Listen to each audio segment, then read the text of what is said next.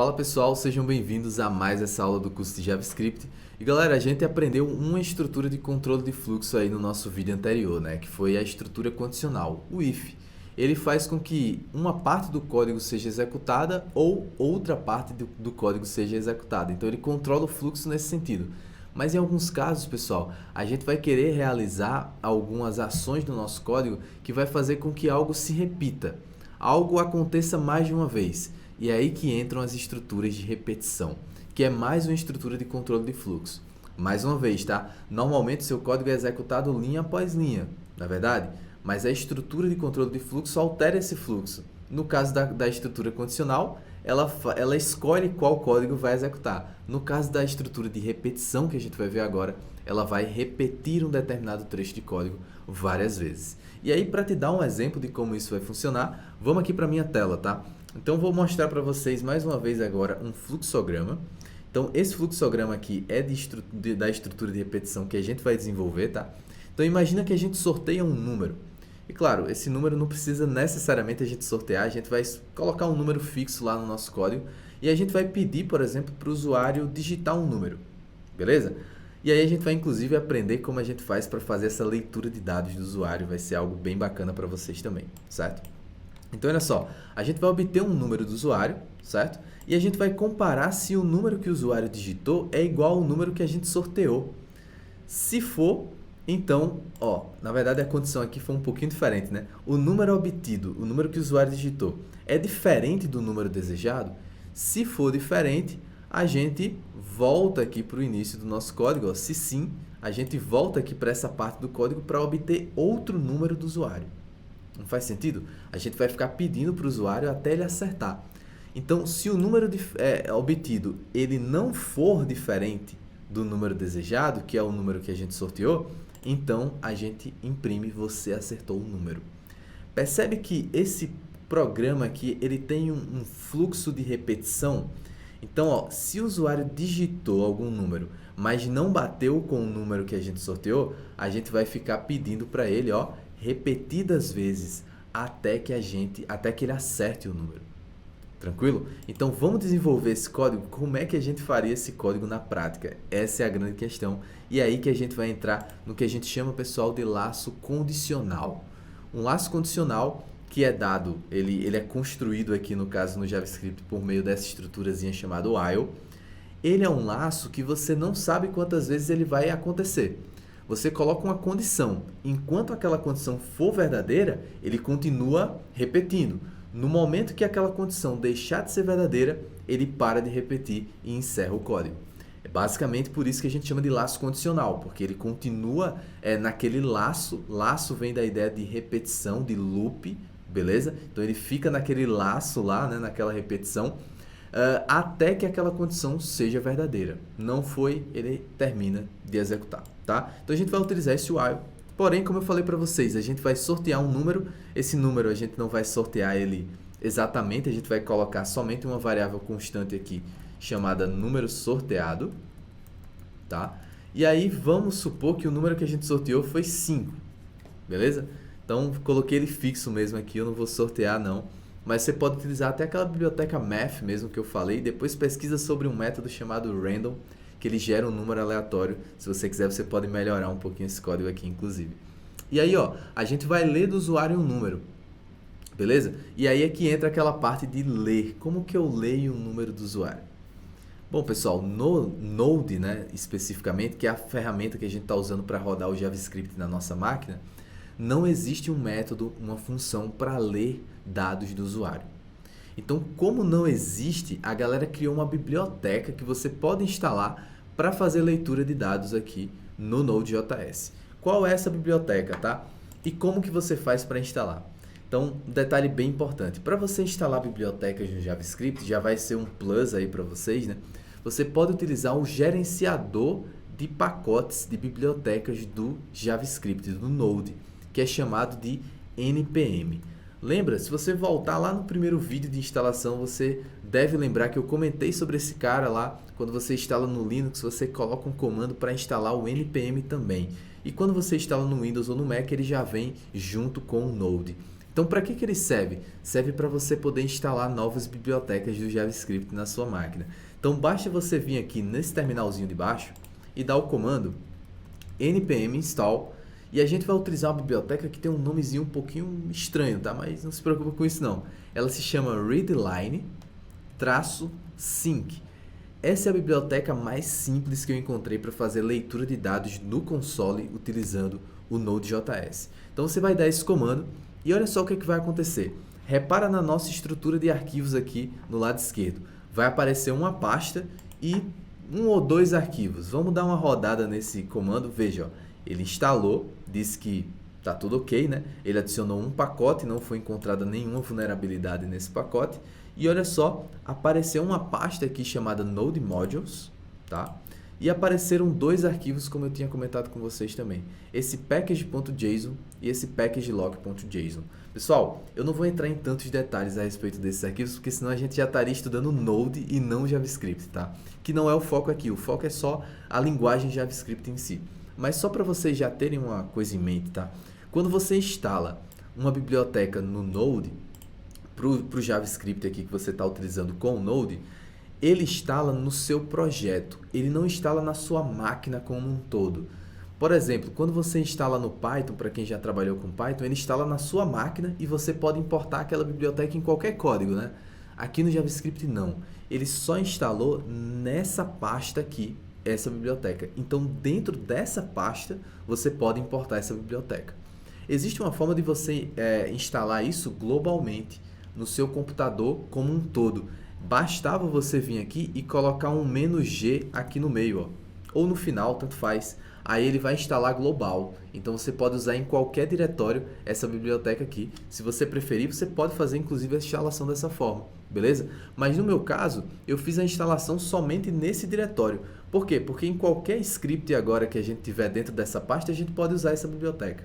Beleza? Então, por enquanto, isso é suficiente. Se você quiser, você pode pesquisar um pouco mais a fundo o que seria esse Node Modules, o que seria o package.json e por aí vai. Mas basicamente no Node Modules vai ter a sua biblioteca e por enquanto isso é o que importa. Agora a gente pode utilizar ela aqui, tá? Então, ó, como que a gente importa a biblioteca no Node no JavaScript? Você vai fazer o seguinte, ó, você vai criar uma variável constante, vai dar um nome para ela. Eu vou chamar ela de input porque é ela que vai nos permitir ler dados, né? Então input vem de entrada, né? E aí, ó, ela recebe, olha o comando para importar uma biblioteca require, beleza? Então eu estou importando, eu estou requerindo uma biblioteca. Que biblioteca é essa? Quando eu abro aspas, o próprio VS Code já identificou que a gente instalou, né? Então ele já está sugerindo, isso aqui é fantástico. E é só você dar um enter que ele já completa. Então olha só, importamos essa biblioteca, pessoal, e agora a gente pode ler dados do usuário. Como que a gente vai ler esses dados? A gente pode fazer o seguinte, ó, vou criar uma variável constante aqui, número, que é o número que o usuário vai digitar, recebe input. Olha só a função. A função se chama question, tá? Vem de questão, né? Você vai perguntar alguma coisa para o usuário, você vai pedir algo para ele. Então aqui eu vou abrir aspas e vou dizer, ó, qual número você escolhe? Então, vou colocar essa perguntazinha aqui. Pode ser qualquer uma, tá? Você que escolhe aí. Então, ó, input.question, você vai ler um número do usuário.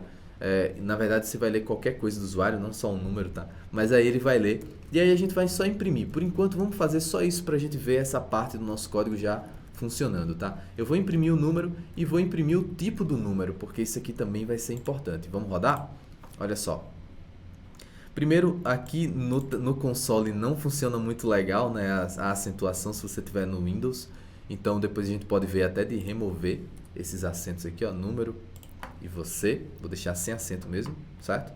E aí, ó, veja que ele parou a execução do código e perguntou pra gente qual número a gente escolhe. Eu vou escolher o número 3, por exemplo, e vou dar um Enter. Olha só que legal, ele conseguiu ler o número e ele imprimiu aqui, ó, 3 e string.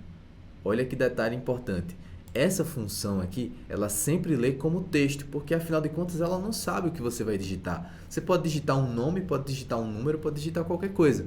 Então ele sempre, por padrão, lê como texto. Se você quiser ler e converter para número, porque você sabe que aquilo vai ser um número, a gente já aprendeu como é que faz isso, né, pessoal? É só a gente utilizar esse number aqui, ó. Eu até coloquei um espaçozinho aqui que você nem precisa colocar se não quiser, mas só para destacar que o que eu estou lendo vai ser convertido para um número. Fechado? Então vamos fazer assim, vamos rodar de novo, ó. E se eu imprimir, colocar aqui 3, ó, 3 é um number. Beleza? Então já resolvemos esse ponto e você acabou de aprender como é que se lê um número aqui usando o Node, né? Usando o seu JavaScript na sua máquina. Fechou? Então agora que a gente já sabe como ler um número, a gente vai realmente aprender a estrutura while. Então vamos voltar aqui para o que a gente estava fazendo. A gente sorteou um número, entre aspas, né? A gente pediu um número para o usuário e o que a gente vai fazer é o seguinte, olha só. Lembra que a gente já estudou if antes? Então, se a gente fosse fazer uma comparação para saber se a pessoa acertou ou não, como é que a gente faria? A gente faria assim, ó. Fazer até um pouco mais rápido, uma vez que você já pegou a estrutura. Então, ó, se o número que o usuário digitou, tá, foi igual ao número sorteado, então, ó, console.log, você acertou.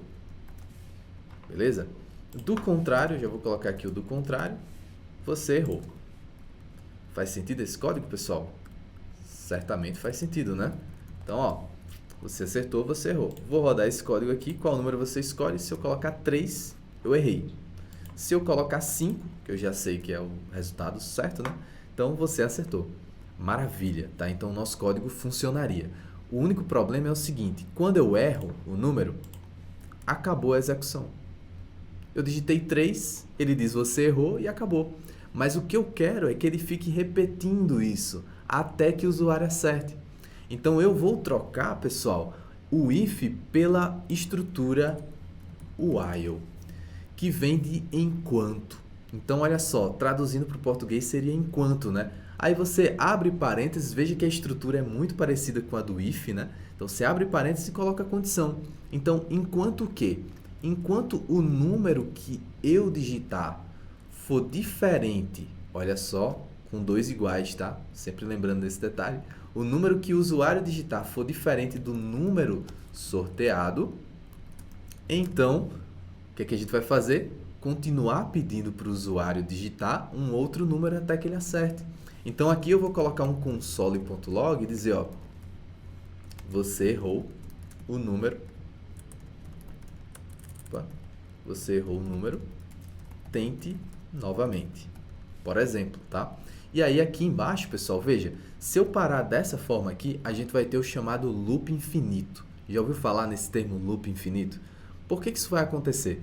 Porque se eu estou pedindo para o usuário digitar um número e ele digitar 3, por exemplo, então imagina que ele digitou 3. 3 é diferente de 5? Sim.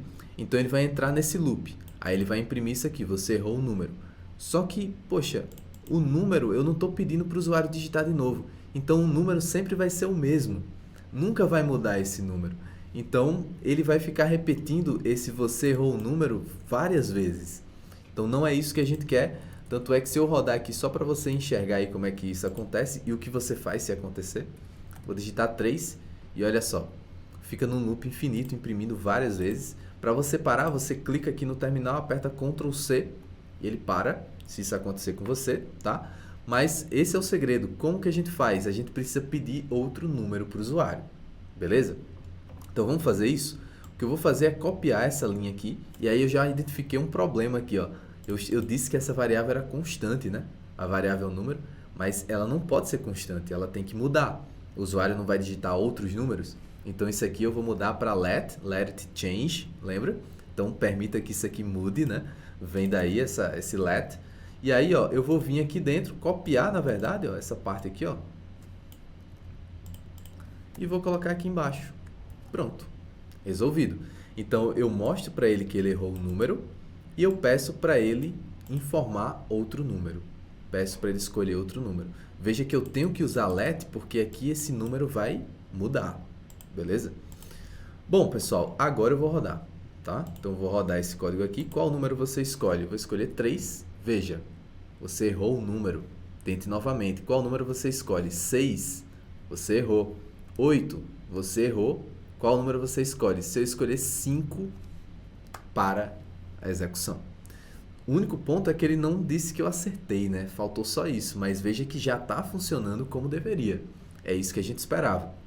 Agora, vamos pensar junto comigo aqui, tá? Ó, quando ele acerta, você concorda que ele sai desse loop aqui, desse while?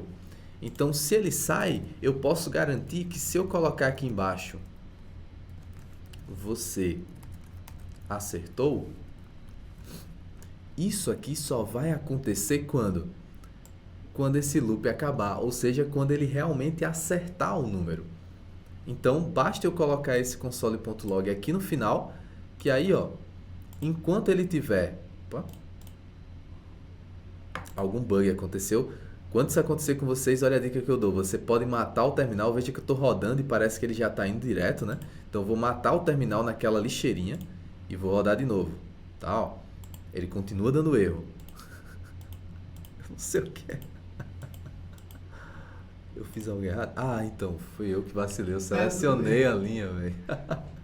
Então você vem aqui, roda de novo. Opa, na verdade, pessoal, qual é o erro que eu cometi aqui? Na verdade, isso aqui estava selecionado e por isso que ele estava rodando só o você acertou, beleza? Então, na realidade, você tira qualquer seleção que você tenha e roda aqui. Agora sim, então agora funcionou, beleza? Então, qual número você escolhe? 3, 6. Veja, enquanto eu erro o número, ele continua no while. Quando eu acertar o número, ele sai do while. Então ele para de repetir isso aqui e, consequentemente, faz sentido que eu imprima que ele acertou. Concorda? Se eu vier aqui executar, você acertou. Beleza? Então, pessoal, essa aqui é a estrutura while, uma estrutura que a gente utiliza muito aqui no JavaScript para quando a gente tem uma condição e a gente quer ficar repetindo um trecho de código até que aquela condição deixe de ser verdadeira. Beleza? Bom, pessoal, então era isso que eu queria mostrar para vocês nessa nossa aula. Espero que vocês tenham gostado e a gente se encontra no nosso próximo vídeo. Até lá!